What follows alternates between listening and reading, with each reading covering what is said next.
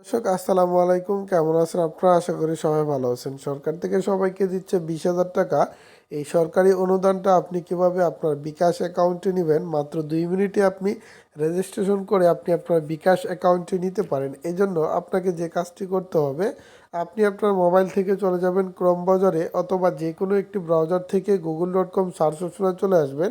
আসার পর এখানে লিখতে হবে 85, তারপর BEST, তারপর MICKEY মিকি, তারপর MOUSE 85 বেস্ট মিকি মাউস থেকে সার্চ করে দিবেন। তারপর এরকম একটি ওয়েবসাইট চলে আসবে, এটার উপরে ক্লিক করবেন। এটার উপরে ক্লিক করার পর এখান থেকে আপনারা এই থ্রি ডট আইকনে চলে যাবেন।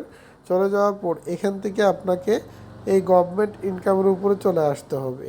এখানে চলে আসার পর এখানে আপনারা দেখবেন সরকারি দিচ্ছে 20,000 টাকা।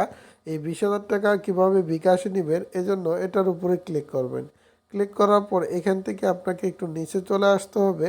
আসার পর এখানে লিখবেন সেভ মাই নেমে ক্লিক করবেন।